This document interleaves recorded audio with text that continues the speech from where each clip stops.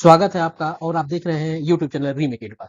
सक्षमता 2.0 जीएस और जीके के महत्वपूर्ण प्रश्नों के यानी परीक्षा में आने वाले प्रश्नों के सेट 2 में आपका स्वागत है।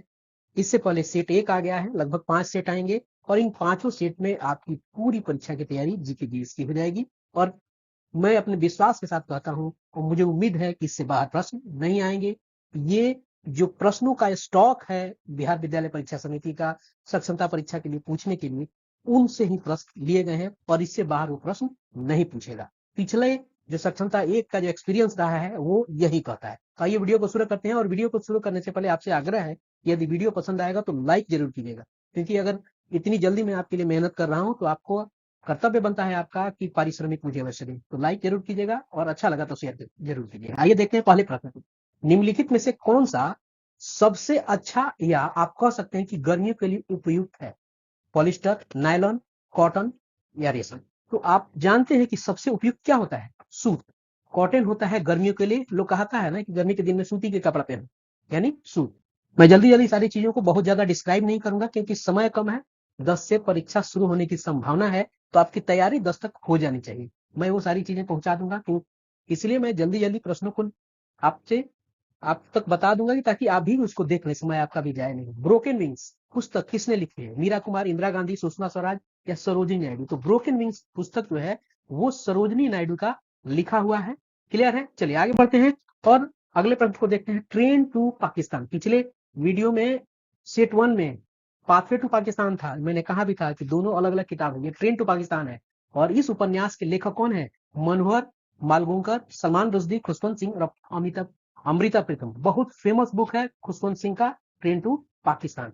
चलिए आगे देखते हैं। सर गैल्फिड सोबर्स ट्रॉफी का दूसरा नाम क्या है? क्योंकि ये क्रिकेटर है तो इस एक ट्रॉफी है सर गैल्फिड सोबर्स, उस ट्रॉफी का नाम क्या है? पहला ऑप्शन है ICC cricketer of the year पुरस्कार, क्योंकि ट्रॉफी है तो पुरस्कार समझ में नहीं आता। ICC test captain of the year, cricket पुरस्कारों की भावना, test player of the year. आइए देखते हैं उत्तर क्या बनता है। उत्तर यहाँ बनता है आपको ICC test captain of the year. ये आपका आईसीसी जो ये सर गारफील्ड सोबर्स ट्रॉफी का दूसरा नाम क्या है? यह एक पुरस्कार है जो दिया जाता है test captain of the year के लिए। क्लियर है? चलिए आगे देखते हैं।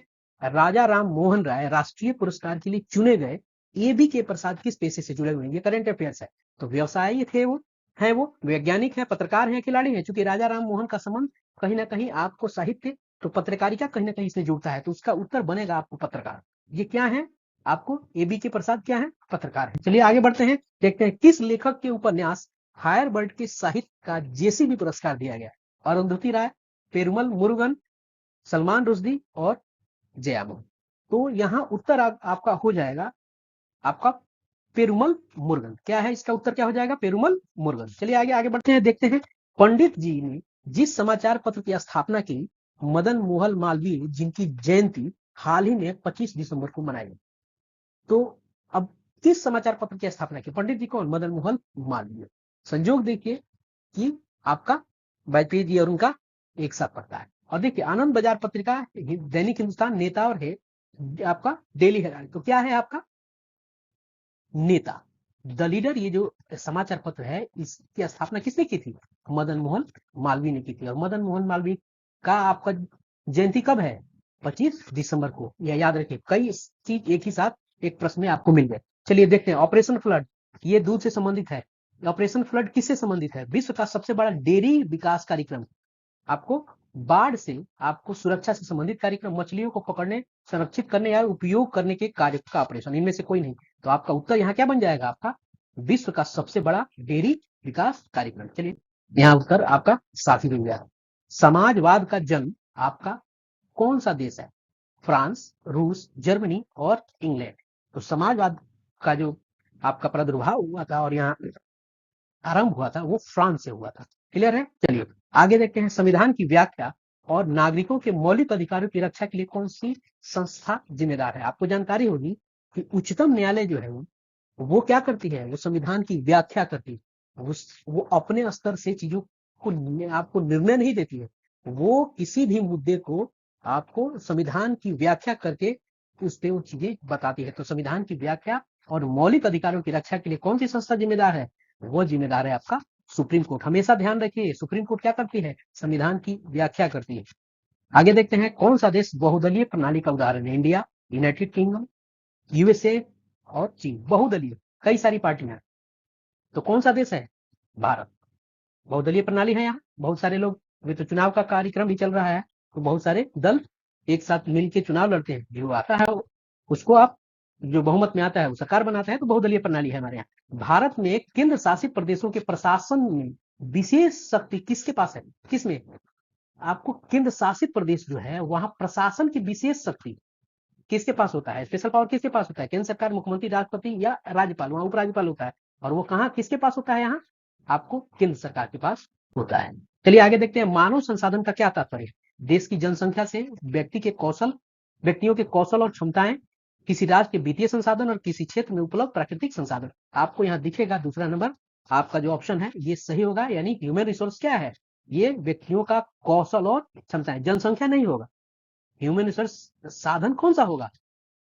कहीं किसी भी चीज में उपयोग होने वाली चीज, तो कौशल और क्षमताएं होगा व्यक्ति का, कोई ना संसाधन होगा। आइए आगे देखते हैं, 2011 की जनगणना के अनुसार भारत में महिलाओं के बीच साक्षरता दर क्या? यहाँ क्या पूछ रहा है? 2011 की जनगणना के बाद दूसरा जनगणना हुआ नहीं है, तो महिलाओं की साक्षरता दर पूछ रहा है, तो महिलाओं का साक्षरता दर यहाँ हो जाएगा 65.46। तो यहाँ क्या ऑप्शन है? यहाँ कहाँ है? 65.46, पहला नंबर ऑप्शन जो है आपका सही है। चलिए आगे देखते हैं, भारत की सबसे ऊंची चोटी कौन है? ये उत्तर ही गड़बड़ बना था, यहाँ है कंचनजंगा, तो यहाँ उत्तर क्या हो जाएगा आपका? कंचनजंगा। चौथा नंबर ऑप्शन इन्होंने बीएससीबी ने इसको सिलेक्ट किया है, जबकि है भी दूसरे नंबर में। ये भारत की सबसे ऊंची चोटी कौन है? आपको जानना होगा कंचनजंगा। अगर आपके पास भी इस तरह से पूछता है तो चौथा नंबर मार दीजिएगा। चलिए, कौन सी नदी भारत और नेपाल के बीच सीमा बनाती है? गंगा, शारदा नदी, जमुना नदी या सतलुज? कौन सी नदी है जो आपको बनाती है? किसके बीच में? भारत और नेपाल के बीच में सीमा बनाती है, वो नदी है आपको शारदा। क्लियर है? चलिए आगे बढ़ते हैं, अमृतसर में किस महिला मिशनरी को भीड़ द्वारा हिंसा का शिकार बनाया गया है? मदर शेरवुड को, मर्सिला शेरवुड को, सिस्टर एल्बिना को और मार्गरेट शेरवुड को। तो किसको बनाया गया? आपको दूसरा मार्सिला शेरवुड को जो है आपको भीड़ द्वारा हिंसा का शिकार बनाया गया। किसको? मार्सिला शेरवुड को। और ये करंट अफेयर है, करंट अफेयर चीजें आती हैं। 1919 में भारत के वायसराय कौन थे? आपको Reginald Dyer, Michael O'Dwyer, Lord आपको मॉन्टेग्यू और लॉर्ड चेम्सफोर्ड। 1919 में ही मॉन्टेग्यू चेम्सफोर्ड आपको अधिनियम भी आया था। तो उसमें जो पूछ रहा है कि वायसराय कौन, वायसराय उसमें कौन थे? आपको वायसराय आपको चेम्सफोर्ड थे। कौन थे? आपको चेम्सफोर्ड थे। क्लियर है? चलिए हम ध्यान देखते हैं, ये यही वायसराय थे, ये वायसराय नहीं थे। एक अधिनियम आया था, उसको 1919 वाले को कहते हैं मॉन्टेग्यू चेम्सफोर्ड, लेकिन चेम्सफोर्ड जो थे वही वायसराय, मॉन्टेग्यू नहीं थे। असहयोग आंदोलन ने किस तरह के संस्थानों की स्थापना का विकल्प प्रस्तुत किया? कौन से? असहयोग आंदोलन ने राष्ट्रीय, क्षेत्रीय, प्रांतीय और धार्मिक। तो किस तरह की बातों को किया? तो राष्ट्रीय आपको संस्थानों की स्थापना का विकल्प प्रस्तुत किया। कौन से? असहयोग आंदोलन। क्लियर है? ये सारे प्रश्न आप छपे हैं, आप कोई भी रेंडमाइजेशन के माध्यम से कोई भी प्रश्न आपको मिल सकता है इसमें से। ये सारे के सारे बीएससीबी के स्टॉक वाले प्रश्न है। किस घटना के बाद गांधी जी ने असहयोग आंदोलन को अचानक बंद कर दिया? ध्यान होगा ना, चौरा चौरी कांड, काकोरी कांड, चमोली कांड या हासोड़ा कांड। तो कौन सा कांड है वो? आपको चौरा चौरी कांड के बाद गांधी जी ने असहयोग आंदोलन जो क्या है वापस ले लिया। किस एकमात्र वायसराय की भारत में हत्या हुई? ध्यान रखिएगा, एक ऐसे भी हमारे यहाँ वायसराय हैं जिनका कब्र भारत में है, वो कनवालिस है गाजीपुर में। तो ये ऐसे वायसराय की बात कही जा रही है जिसकी हत्या भारत में हुई। कौन था? Lord Curzon, Lord Mayo, Lord Clive, Cornwallis. तो लॉर्ड मेयो की हत्या जो है भारत में हुई। क्लियर है? चलिए आगे बढ़ते हैं, 1937 में बिहार के पहले मुख्यमंत्री कौन बने? मोहम्मद यूनुस, मोहम्मद फजल, श्री कृष्ण सिंह, अनुग्रह नारायण। श्री कृष्ण सिंह नहीं मानना है, ध्यान रखना है।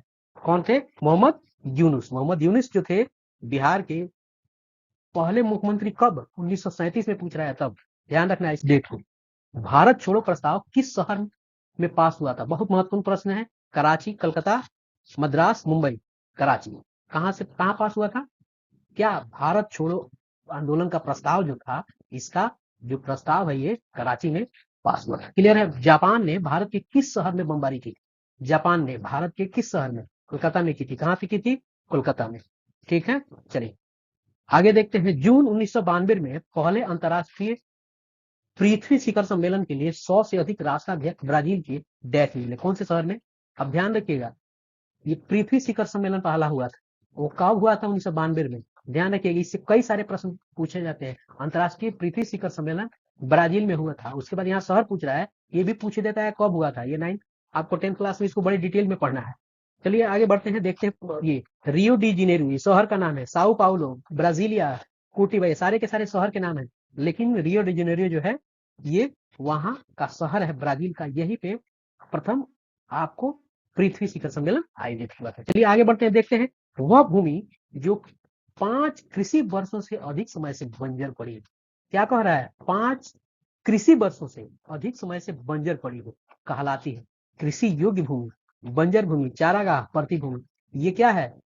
बोल रहा है कृषि, यहाँ जुड़े हुए है कृषि वर्ड, इसलिए बंजर नहीं मारना है, कृषि योग्य भूमि, कृषि योग्य बंजर भूमि। ध्यान रखना है, ये गलती हुई है, इसलिए इस पे ध्यान देने की जरूरत है। यहाँ चूंकि वर्ड इसने अगर 5 वर्षों से अधिक समय से बंजर पड़ी रहती कोई जमीन, तब उसको मारा जा सकता है बंजर भूमि। लेकिन इसने क्या है, कृषि 5 कृषि वर्षों से, ध्यान रखना है कृषि वर्षों यूज किया, इसलिए कृषि योग्य भूमि होगा। ये एक तरह से कहीं ना कहीं रीजनिंग बनाया है इसको। अब देखिए, भारत में वन और वृक्ष आवरण इसके कुल भौगोलिक क्षेत्रफल का कितना है?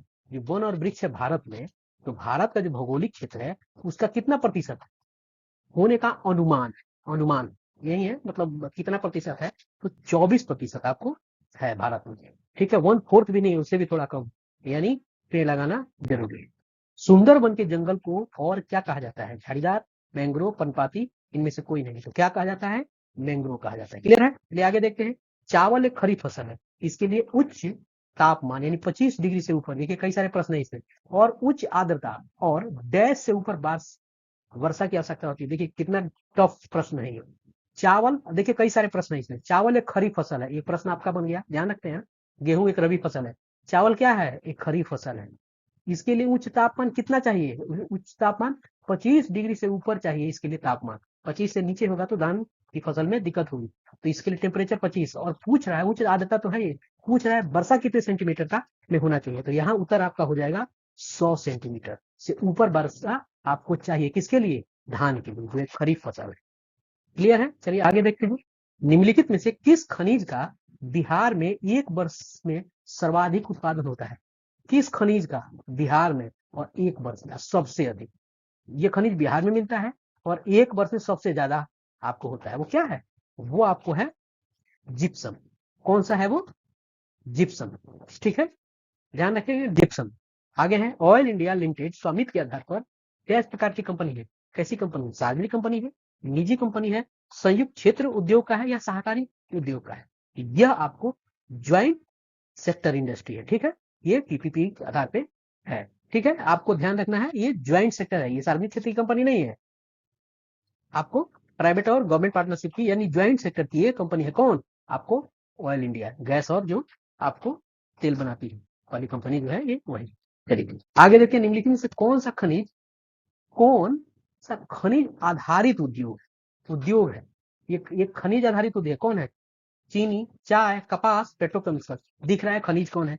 सामने से दिख रहा है पेट्रोकेमिकल्स। ये सारे के सारे खनिज तो है नहीं, तो खरीद पेट्रोकेमिकल्स क्या है? खनिज आधारित आपका उद्योग है। अगला है, बस यही इतने ही प्रश्न थे, और आज के वीडियो में इतना ही। जल्दी ही मिलते हैं नए वीडियो में नए कंटेंट के साथ और नए बीएससीबी के प्रश्नों के स्टॉक के साथ। जल्दी मिलते हैं, इसको देखिए, अगर होता है इसको 2 बार 3 बार देखिए, रखने की कोई जरूरत है नहीं, 2 बार 3 बार देखिएगा आपको याद हो जाएगा। अभी तक के लिए इतना ही, मिलते हैं जल्दी ही, अपना ख्याल रखिए, जय हिंद।